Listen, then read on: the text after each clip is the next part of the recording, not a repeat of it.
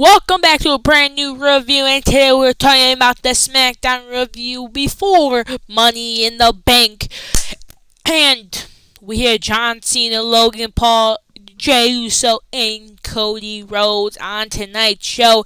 And in the start of the show, they showed the Los Angeles, California, and Inglewood, where they showed the beautiful Into a Dome. Or in Los Angeles, where the Los Angeles Clippers play. But before we get into this video, drop a big thumbs up down below. Hit the subscribe button if you're new, because I'm on the road to 500 subscribers. Really appreciate that if we get to the end of 2025. Anyway, let's hop into today's video. So this SmackDown happened in Bakersfield, California, 2 hours out of the Into a Dome in healthcare arena. I know that doesn't say it, but anyway. Seth Rollins came out and basically said, the future runs through me, and I'm about to get a future championship opportunity. And bro, Seth was just talking about how he is going to win Money in the Bank, how he's going to become world champion again, and how the Money in the Bank concept, the briefcase is going to run through him and get the championship back. And Seth was shown through a bunch of times at the show, not just once. It was like 3 to 4 times, not gonna lie. And then Solo came out with his group and said, hey, looks like you got off-brand bloodline here with Braun Breaker. What's Braun Breaker? Main event Jey Uso? And he said, no. And he started talking trash, and he said, wait, is Jacob your B-word? And then Jacob stood up to Seth, and then it was Braun Breaker, Jacob Fatu in the face-off. Before that could happen, they walked out of the way, and Jimmy Uso took out JC Mateo. And they had their match. This match was okay. I've realized JC Mateo is the weakest part of the bloodline. Solo's better than JC Mateo, and what's his name, Jacob Fatu. I feel like we could have kept this. I feel like we could have put this dude, JC Mateo, aka Jeff Cobb, in NXT. I feel like if he started NXT, I feel like people would understand his character a little bit more. Because right now, I feel like he doesn't even need to be in Bloodline. I'm not even just talking. Like, I know he can have, I feel like he can have good matches. Like, what we've seen so far has been good, but I feel like we don't even need to see him, bro. Anyway, Jimmy Uso hit him with a slap across the face, and then a dive from the outside, another slap across the face, and then Uso in the wind. And then Jimmy Uso got hit with this spinning sidewalk slam thing by JC Mateo. And by the way, don't forget, Jimmy Uso's not a big dude, so that is impressive. Super kick. And then Jacob Fatu got Jimmy Uso distracted, but by the time Jimmy Uso turned around, he was able to block JC Mateo's Superman punch type move to Jacob Fatu, which rolled JC Mateo up for the loss, and Jimmy Uso won the match. And I can already tell you, get this man, JC Mateo, out of WWE and Bloodline, or go back to NXT, or I don't even know, but I'm not feeling this JC Mateo character, bro. It ain't just working for me. Put down comments below if you think this JC Mateo character working, because me personally, I'm not being into it. Like, if he wasn't there, I would still be fine, bro. Like, they could replace it with the Tongans. First off, where's Tonga Tama? Is he injured? Because if so, that makes sense. But, like, I know where Tonga Loa is. He's injured. Are they coming back? Hope so. Anyway, Zelina confronts Julia and basically says, I get where you coming after. You coming after this title, but you're going to have to pry this title off of my dead body, because let me just tell you, I worked my butt off to get this title. I'm not letting it go. So you're going to have to pull it off my dead body. And then Julia said, I like your confidence. And then we come back from commercial break to where Zelina Vega had a whole chain in her mouth by Piper Niven, was wrenching it back in her throat. Yeah. No, that did not sound right. Wrenching it back in her throat. That's crazy. Oh, that's crazy work.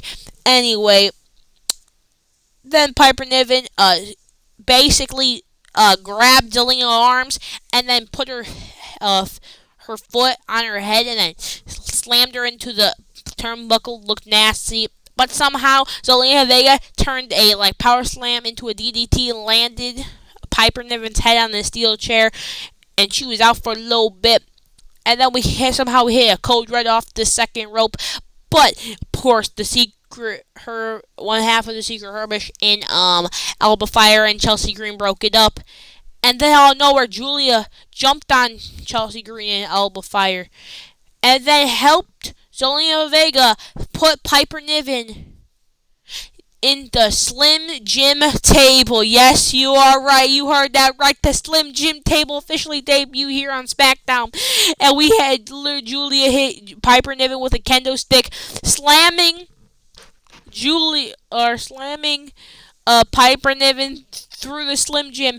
And you want to know what we heard through the Slim Jim? Joe Tessitore said she went through the table. She broke the table like a. Wait, hold on. I got the exact thing. Hold on, bro. Nah, it was too funny, bro. Nah, bro. Where did it go, bro? Nah, it was nasty work, bro. Hold on, bro. I need to find this, bro. She went through the Slim Jim table, bro. Hold on, bro. Snap into a Slim Jim table. Joe Tessitore literally said, "Snap into a Slim Jim table." Like, huh? And then Zelina Vega gets betrayed by Julia by getting hit with the Northern Powerbomb suplex. Like, that's crazy. And then Cody, Jay, and Jimmy were talking strategy about tonight and said, hey, we need to be ready, bro. We need to be ready. And then LA Knight basically came out and says, "Hey, this is my third Money in the Bank briefcase. I should have won in the last two, but I didn't." And some guy in the crowd said, "It's third time's the charm." Say, "You say third time's the charm?" Yeah. I'm not okay with that, so I'm losing it twice. And by the way, this dude's been the favorite the last 2 years in a row. He should have been favored this year, but I mean, he's fine with me, bro. And they said, "But Alistair, the last 2 weeks ago, I did my business. It was 3-way. You hit Shinsuke with a black mask. I threw you out of the ring. I took advantage and I qualified. And if you're mad about that, it was just business. But now you made yourself into a match, so now you come down here and let's get a whooping." Then Aleister Black came out. By the way, he has one of the best theme songs in WWE because it's not made by Death Row. I'm pretty sure it's made by CEOs. Or maybe even Jim Johnson. I think it's CEOs, though. So, yeah. Anyway, Aleister Black and LA Knight had very good in-ring chemistry. I don't know why. It was just good in-ring chemistry, I guess. But yeah, what is wrong with my? I don't even know. Anyway, big kick to the face, a clothesline from Jupiter, and then a nasty knee to the back of the head of LA Knight. But LA Knight had his reversal, and he hit that beautiful, beautiful jumping neck breaker.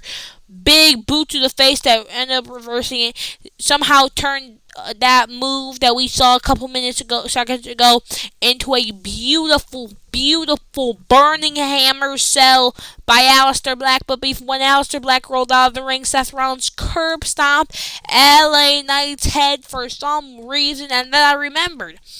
Seth Rollins, and LA Knight are both in the Money in the Bank briefcase match.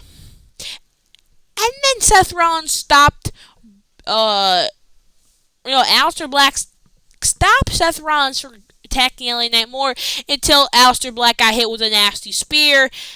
Then LA Knight got hit with a spear. And yeah. And of course it was announced that Night of Champions, it will be the King of the Ring tournament will continue. People on Raw, 4 people on SmackDown, 4 people on Raw, for the men's, and 4 people on SmackDown, and 4 people on the Raw for the women's. And I didn't realize it. Wait, I didn't realize it. They're doing 4 4 ways. So, oh my God. So probably Money next after Raw after Money in the Bank, they're gonna have this one. SmackDown after Money in the Bank is gonna be this one, and then they all the final the 2 right here will face at Night of Champions, and for the women it'll be the same. Oh my God, they're only doing a 2-week build, and then the 3rd week they're going to have to face off. That is crazy word. I didn't even realize. I thought it was maybe like triple threat matches or something like that, or like 2 on 2 on 2. But see, this is the problem. This is what happens when you put too many PLEs in a month. When you put 3 PLEs in a single month. See, TKO only cares about money, and apparently they're in debt because they bought WWE. Who really cares? WWE is profitable, but you don't have to keep taking us money, bro. You don't have to keep taking us money, bro. You don't have to do it. I mean, am I right? But that's crazy. They're having 2 weeks of matches. And then the 3rd week will literally just be them fronting off, and then the winners at King of the Ring. And by the way, if you don't remember, the King and the King and the Queen of the Ring will get a title shot, or whoever brand with Raw will win. I'm just gonna say right now, feel like the finalists for the men could be Cody versus Seth, and Cody wins. Yeah, you heard me. Cody wins. And I don't know for the women. Maybe I feel like maybe Jade or something. Maybe Bianca. For maybe Jade for SmackDown. Maybe Bianca for SmackDown. I don't know. And for Raw, I feel like probably Rhea. Probably Rhea. If she doesn't win Money in the Bank, though. Anyway, Jade and Charlotte were talking, saying how they made their stuff, and they're already announced for the Queen of the Ring. And then Tiffany Stratton said, you guys can be the queen or whatever you want, but you guys will rule around me or something. I don't even know. I just got back from the bathroom because I was during bathroom because this was after commercial pen. Anyway, Tiffany Stratton comes out and basically says, last year I won the Money in the Bank briefcase, became the youngest Miss Money in the Bank of all time, and I made my mark. And whoever makes their mark won't be better than me because last year, because it will evolve and be around this championship, whoever wins it. And then Rhea Ripley comes out and basically says, I never competed in a Money in the Bank match, and I never have to. She's 100% right. She doesn't have to compete in a Money in the Bank brief. She could literally just ask Tiffany Stratton right there, right then now, can I have a championship match? And she probably would say yes. And it would make sense because Rhea Ripley is the top star in the company. And stop ringing my phone, bro. Bro, stop ringing. And she's like the top star in the company right now.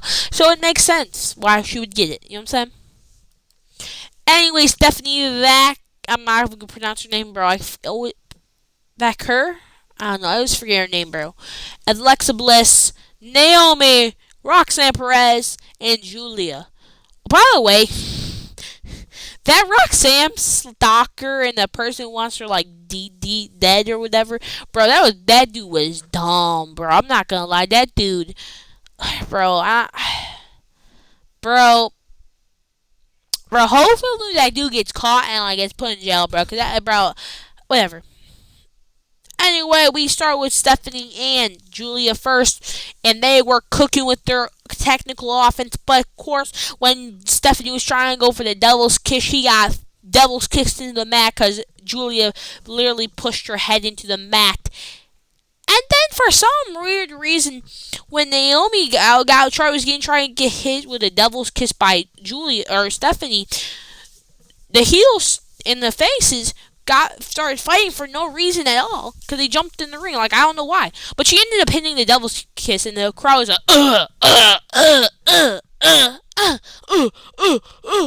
like Booker T does, bro. And Stephanie was in the corner, got her hair pulled a little bit back, and had a boot to the jaw. Nothing fine. I know Miles Bourne. Never mind. Miles Bourne's a lucky man, bro. Miles Bourne's a lucky man. Anyway, Alexa Bliss gets back in there and does a beautiful, whatever that is called, and then does a flip off. I don't remember that, but she apparently did a flip off of like the apron and got caught by Naomi, and then Rhea Ripley got in there, the biggest pop in the night. Throws Roxanne like she's a 12-year-old, then puts her up in the Razor's Edge. Of course, that comes with the big knee to the face. I can't even see what is that. I don't even know what that is. Then, of course, Naomi tried to hit the tag and then realized that all three women are in the ring, so she dipped, and it was just Roxanne by herself. She got hit with Eat the Feet and a beautiful riptide with a weird old pin, the zesty pin. 1, 2, 3, faces win as always. Next up, we had JC Mateo and Solo Sikoa talking and basically Solo was trash talking Jacob and saying, hey, Jacob's a little dumb. You know what I'm saying? He's a little dumb. He's all breaks and no brains. You know what I'm saying? So we got. He won't do anything, bro. And guess who was standing right at the door? It was Jacob Fatu. We've seen this play many of times, bro. Many of times. Jacob Fatu's gonna finally get to say, I hate you Solo. Bro, it's gonna be the biggest pop when that happens, bro. Guaranteed. Anyway, we had an Uncle Howdy / Bo Dallas promo. I forget what happened. Something about tag team loyalty. The tag team division is cooked or something like that. About how they have no loyalty or something like that. But I'm gonna just tell you right now, Fraxium is fine. They're fine.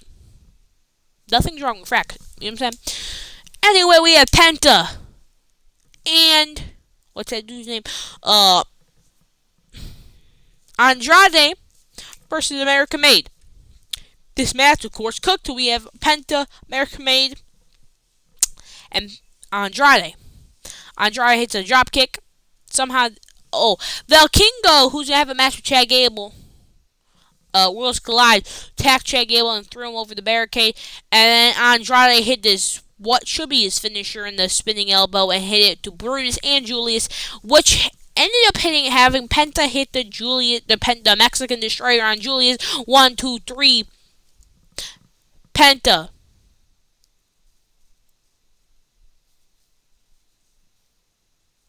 And I hear fire. Why is there fire? What day is it? It's June 6th. Why am I hearing fireworks?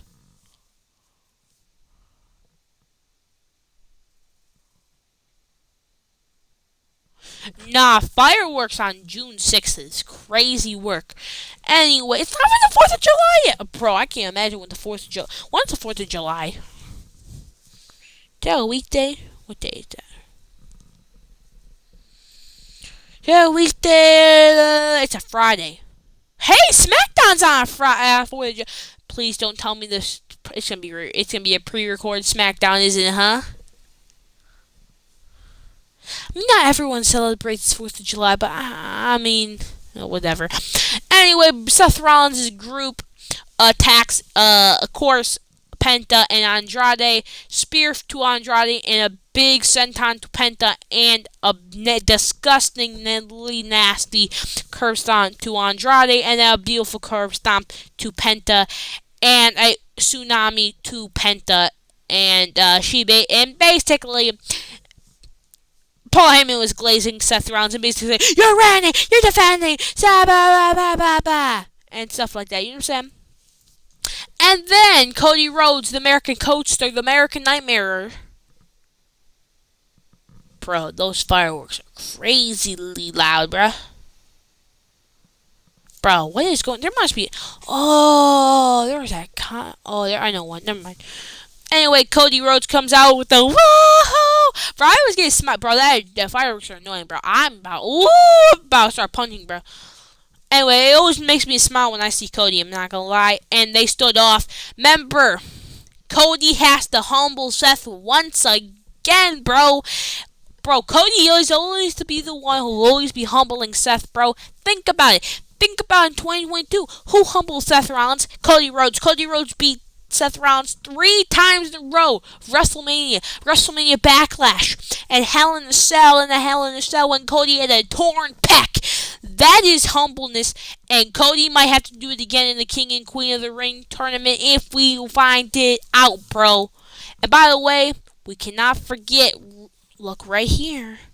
What are you telling him, Seth? What are you telling him, Seth?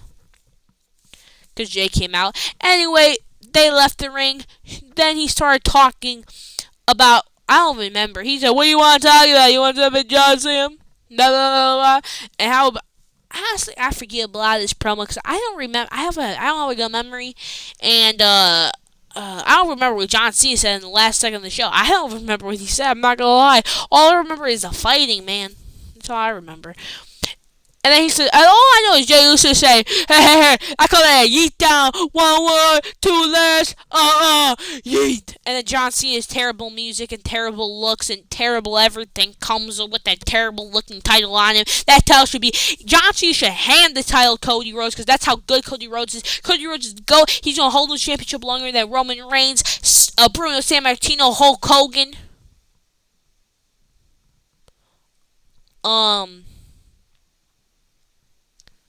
Who's that one dude? Pedro Morales. They're gonna be everyone, bro. He's gonna help more than any of these. And John Cena will be sitting at home, old man saying, "Oh, my back! Oh, my back! Oh, my back! I need to retire." Like, go away, bro. Nobody likes you, John. Anyway, he was during announcing he was raising his title, but then all of a sudden Logan Paul knocks out Jey Uso. And before Cody Rhodes hit the crossroads on Logan Paul, he got hit in the head with the championship. And I said, my GOAT, man, my GOAT. And then Jey Uso gets AA'd. And then Cody Rhodes gets hit with the Impulverizer. And by the way, it looked nasty. And a frog splash to Cody. And a frog splash to Jay. And then Cena started glazing my boy Logan Paul, saying the humblest, the greatest, the most athletic, the most everything, bro. Started glazing him like a jelly donut, like a glazed donut from Krispy Kreme, bro.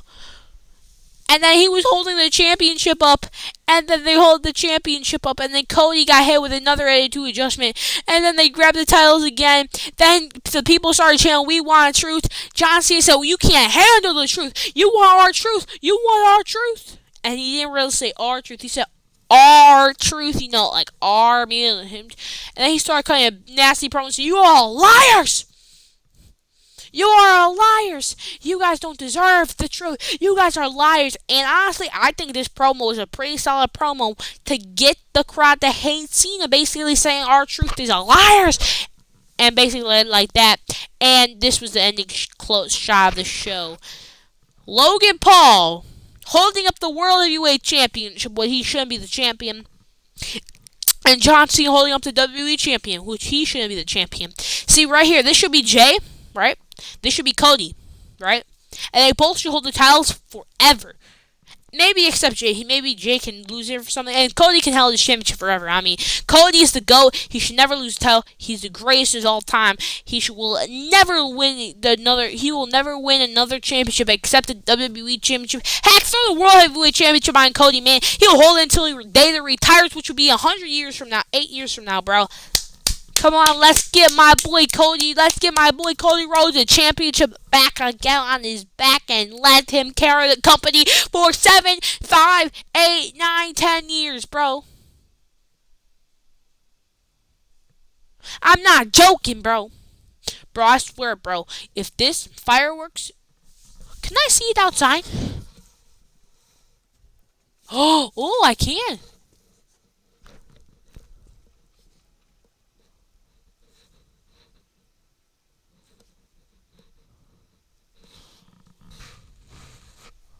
Imagine it's not fireworks. That would be crazy. Yo, imagine it's not fireworks. That would be hilarious. Um, actually, no, that wouldn't. Actually, that would not be funny at all. Anyway, have a beautiful rest of the day. See you tomorrow. Bye.